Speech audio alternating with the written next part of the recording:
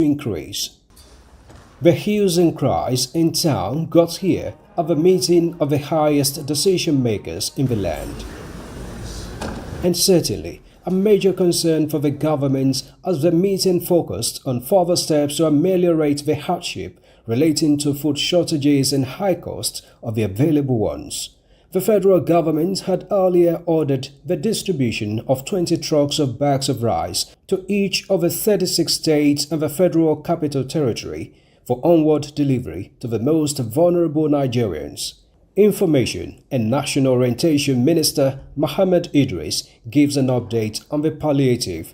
And government is not saying that by this supply it is solving all the food challenges or the food problems that we have around the country.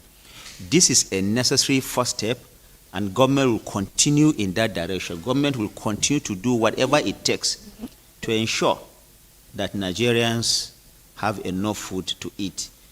Of course, you also know some of the interventions that the federal government has done in the agricultural sector, boosting our own capacity to produce food, not just for our domestic consumption, but also possibly for export. And government will continue to do that.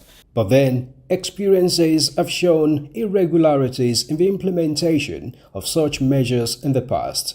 The federal government also wants to appeal to the subnationals to ensure effective distribution of these food items so that those that are most vulnerable have access to this commodity. On other steps aimed at cutting down the costs of transportation, the Council directed the Committee on CNG to expedite action to upgrade the existing conversion centers while also making the conversion kits more accessible. And ahead of possible agreements between the government and labor unions on the expected new minimum wage, the Council is preparing an Amendment Act to the 2024 budget to take care of a potential addition. In somewhat cheery news, the minister announced that the talks between the government of Nigeria and that of the United Arab Emirates has resulted in an agreement on the immediate resumption of travels to the UAE for Nigerian passport holders. Today, an agreement has been reached on that, and effective from today, 15th of July, Nigerian passport holders are able to obtain visas to go to the United Arab Emirates. The agreement includes updated controls and conditions to facilitate obtaining a UAE visa. Meanwhile, the Council paid last respect to a former member, Ahmed Mohamed Gusau, who served as Minister of State Mines and Steel in the administration of late President Umar Musa Yar'Adua. He passed away on May 25, 2024. May his soul rest in perfect peace. From the State House, Musbah and Wahab, Nta News. The Federal Capital Territory Administration is resolute at ensuring all-inclusive education that will enhance self-reliance among the youths in the territory. FCTA Secretary for Education Alami Hayo gave this resolution at an event commemorating the 2024 World Youth Skills Day in Abuja. Onoze Yakubu was at the Karachi Vocational Training Center and now reports. Shoes, furniture, as well as other products produced by the students of the Karachi Vocational Training Center were on display to commemorate the 2024 World Youth Skills Day. Any student graduating from this school stands the opportunity of graduating into the university, graduating, being a self-employed artisan, graduating to be an intern, and begin to earn money immediately after graduation. So anyone that graduates from this institution does not have any challenge or any money even when he has to go to the tertiary institution. Representative of the FCTA Secretary for Education, Favor Edemse, urges the student to leverage on the different empowerment programs provided by the FCTA administration to enhance self-reliance, thereby enhancing positive change in the society. The Federal Capital Territory Administration is committed to ensuring that our education system is not just inclusive, but also innovative and responsive to the needs of the modern world. Policy makers and other relevant stakeholders have been enjoined to join hands with the government in empowering the teeming unemployed youth in the society through vocational trainings to promote peaceful society. Onoze Yakubu, NTA News. Still on Youth Skills Day, and a nation that fails to provide adequate skills acquisition training for its youths will fail. This led to the United Nations Assembly in Geneva, Switzerland in the year 2014 to declare July 15th of each year as International Youth Skills Day. We learn more about the day from Odiri Oboru Arutere. Every society's social and economic progress can be achieved by equipping young people with variety of skills acquisition training opportunities. It is no surprise that International Youth Skills Day was created. Every year, it is commemorated to raise awareness about the need for nations around the world to provide adequate training to their youths in the various fields of human endeavors that will put food on their tables. They need to be sensitized what is going on right now. They need to be informed. They need to be aware. Need to start applying the right policy, the use of social media. Thank God for the police. I think they created a new department, Cyber Crime National Commission, I think. So they are responsible to that, regulating what is happening in cyber crime, in cyberspace, however, and making people accountable for what they do. This call to nations could be accomplished through the collaborative efforts of all members of society, whether individuals or groups. The president, Rotary Club of Jabi Lakeside, Amobi Ogum, has identified the training of youths in the area of skills acquisition as its focus, following its relevance towards having a viable economic growth and stability. Very huge plans for the youth and the girl child in particular. One of the projects we've mapped out is a kind of youth empowerment where we're going to train youths and then pick the best out of them to give them grants that will make them, that will empower them to become more useful members of the society and in turn touch lives of other people. Experts continue to urge young people to have minimal level of proficiency in ICT, oil and gas extraction, welding, tailoring, hotel and catering management, and other related fields for financial stability and economic empowerment. In Abuja, Odiri Ogboru Arutere, NTA News. Moving on now, in an effort to accord a collective recognition to a dedicated platform to address unique challenges and opportunities in the African continent, the International Association of Emergency Managers, Africa, seeks to harness and exchange research and local knowledge for integration into modern emergency management strategies. A cross-section of regional experts in the sector gave this indication at the inaugural symposium of the association held in Abuja, Nigeria. Onotiakubu reports. These emergency management experts argued that Africa, despite being the least contributor to global warming, suffers disproportionately from its impact, coupled with its limited capacity to respond by economic constraints, lack of infrastructure, financial resources, and technical means. Number one, we are looking at building capacity. One of the core tenets of IEM Africa is professional development. We want to build professionals in the field. The establishment of IEM Africa provides an unprecedented platform for collaboration, innovation, and knowledge sharing amongst emergency management professionals. With challenges such as drought, flooding, fire outbreak, climate change, with rising temperature and changing precipitation patterns contributing to outbreak and spread of diseases such as malaria and cholera, putting millions of lives at risk, IAEM says many African societies are struggling to cope with appropriate response to emergency situations in accordance with global best standards. Learning is a continuous process, And in the area of disaster management, we can't run away from innovations. We just have to do something for community residents. But this, in all, need to be continued.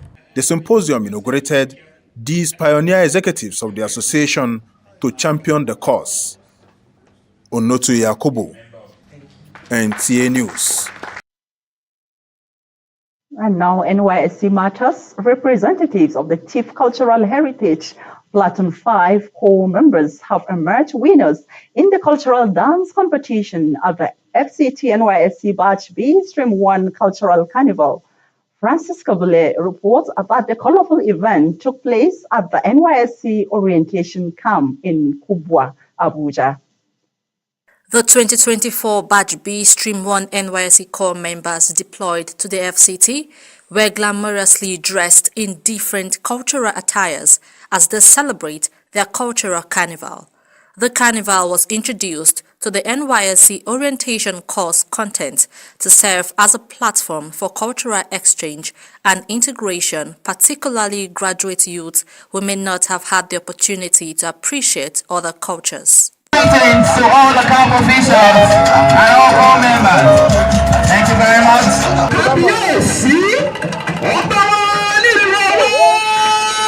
Each platoon members took part in the procession exercise, with Platoon 1 representing the Yoruba culture and Platoon 2 representing the Igbo culture, among others. The cultural carnival climaxed to the inter-platoon cultural dance competition, with Platoon 5, who represented TIF cultural heritage, emerging champions. That's one of NYSC's unique, selling and beautiful points. I'm from Imo State.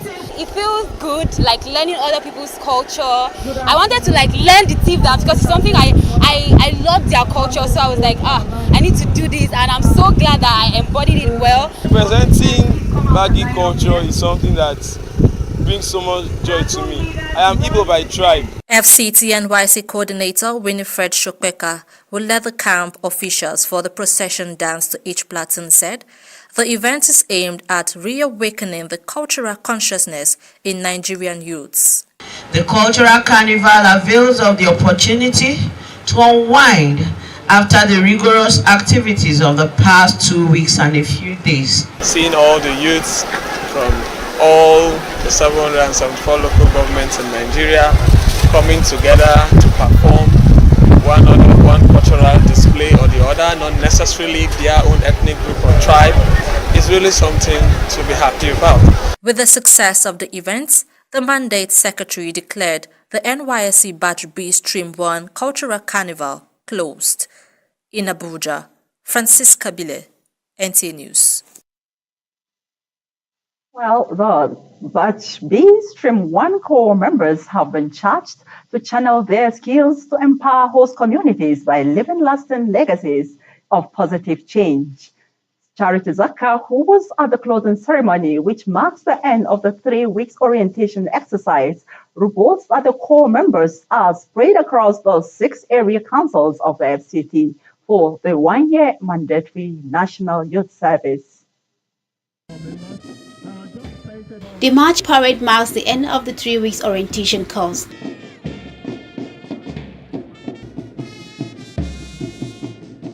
The core members at this point are prepared to engage in imparting their host communities. Some core members expressed that they are optimistic of a promising service year. The experience here has forged in me patriotism. Seeing firsthand the leadership of the NYC and working closely with the leadership, I tell you I'm equipped.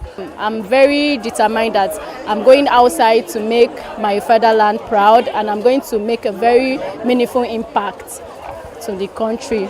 NYC have been a great impact to me because I learned a lot of things here, like the Sahid. I was able to learn skills acquisition. NYC FCT coordinator Winifred Shokbeka advises core members to take their posting in good faith and be committed to their places of primary assignments while also being security conscious. She wishes them a hitch-free service year. I am therefore proud to state that these core members are prepared to serve our fatherland in a more efficient and effective way. as they have been posted according to their areas of discipline and specialization across the 6 area councils of the FCT. FCT Minister of State Mario Mahmoud, represented by Mandate Secretary, Social Development Secretariat and Chairman, NYC FCT Governor Bo Ibrahim Aminu, while assuring them that their security is topmost priority to the FCT administration, the co-members are asked to engage in profitable and self-development ventures. The orientation course, which commenced 3 weeks ago, featured prominently skill acquisition and entrepreneurship development training, which aim at making you acquire relevant skills, become entrepreneurs, and thereby reducing post-service unemployment. Please, gentlemen COP members, do not take this for granted. Leverage on this opportunity to make your lives better. Co-members who distinguished themselves during the orientation course were appreciated.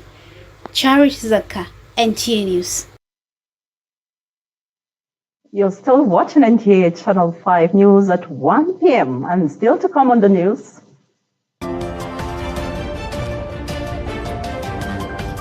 Islamic Family Foundation urges families to shun acts detrimental to the growth of the society.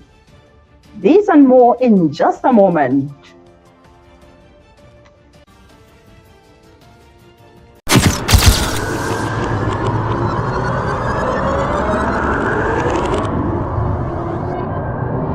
Good evening, glad to have you join us. Thanks for joining us on Weekly News Wrap. Thank you very much for having me. And it is on that note we welcome you to today's edition of the program. I will celebrate creativity, lasting impressions. There's no book stating that this is the role for men.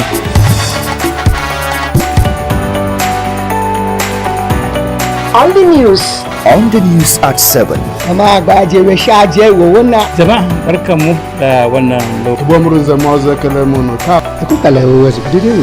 Unity station Nta Channel 5, Abuja. Would say have a lovely day.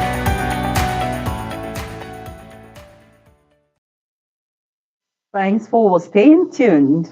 And on July 13, 2024, the House of Grace Annual Community and Medical Outreach was held in Jahi, Abuja. Kama reports that over 200 people, including the physically challenged, benefited from the event. I'm here at the House of Grace Annual Community and Medical Outreach, where hundreds of people have gathered to benefit from the free health screening, cervical screening, breast screening, and other forms of support. This event is held annually in honor of Barrister Mrs. Grace Izenyon, who is dedicated to giving back to the community. We do this House of Grace project annually, where we impact the lives of people in local communities through faith-based projects, through outreaches where we give out medical screenings, medical advice, consultation, free food, free clothes, happy time. And that's what we're doing today. And we have partnerships with several organizations and hospitals. We have a partnership with a local hospital. We have partnership with Medicaid. So people that are flagged today will get free further tests in those places. And we have paid for all of that already. This is the 6th edition of the outreach in the FCT, and the organizers say their intention is to reach out to the people, especially in the rural areas. They distributed clothes, foods, and education packs to the less privileged and physically challenged persons. Before, I have never benefited from this kind of a program. We don't even know whether cancer exists or whether you can even test cancer, but through this program we are able to know and benefit from. And so we are learning with the help of interpreters, sign language interpreters. The House of Grace team is committed to making a difference in the lives of the needy. As they give back to the community, they also urge others to join and make a positive impact. Nigeria is wide enough. Let's go in there and get people, give them help, provide basic needs for them. It will go a long way. A lot of people actually need all these things. It is heartwarming to see such gestures of kindness and generosity in our community. In Abuja, Kama, NTA News. Founder and national coordinator of the Islamic Family Foundation, Musa Dawood, has advised any family that wants to survive to shun activities that are detrimental to life and societal growth. He was speaking at the foundation's Hijra celebration. Charity Zakah was there. Still in the spirit of celebration of this year's Hijrah, the Islamic Family Foundation says its intention are to take practical steps to protect families from oppression, poverty, hopelessness, and ignorance. These, he had informed the convergence of families for celebration. It must create brotherhood. You must love yourself, you must love your neighbor, you must love your friends. Number two, and most projects that will be of benefit to humanity in general. The Prophet of Islam, the real model, Prophet Muhammad sallallahu alaihi wasallam, did that movement from Mecca to Medina. Was really the beginning of the expansion of Islam, beyond the suburbs of Arabian Peninsula.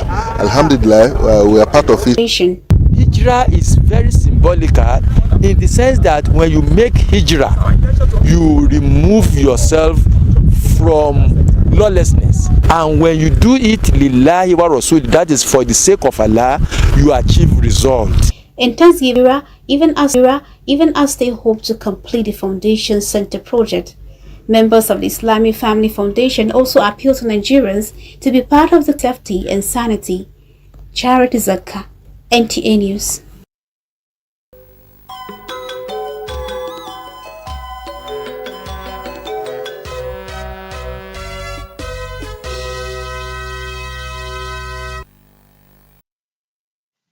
And now sports. The Nobel Laureate Scholastic Chess Association has made a significant milestone in its chess competition as children were drawn from different schools and the FCT for the chess competition, which has 5 stages.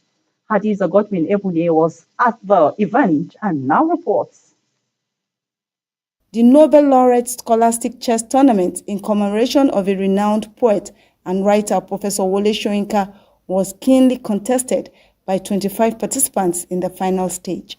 Abdulrazak Mohammed emerged winner of the chess tournament. That makes me feel happy and great. It feels like I've just made a serious achievement. I feel happy. I feel like I've achieved. I feel a great sense of achievement coming in second place. I would have loved to come first place, but I will accept the second place. I feel very fine. Well, at least I got 4 points. The association says the chess tournament has been designed to improve children of all ages. And chess requires thinking. To make a move, to write a story, you have to think, you have to brainstorm. I think that would be my relationship between literature and chess. Little Benjamin says his presence at the tournament is because he shares the same birthday with the poet. He was born last year, exactly on the 13th of July, which is Professor Wole Soyinka's birthday, and we are glad, we are happy. The youngsters also entertain themselves, and organizers say the competition will genuinely enhance the winners' confidence in other competitions. Hadiza Godwin Ebuni, NTA News. Many thanks, Hadiza, and that ends the news. But before we go, a quick reminder of our top stories. We reported that the federal government has appealed to the state governments to ensure effective distribution of letters consignments of palliatives of 740 trucks of rice now in their possession.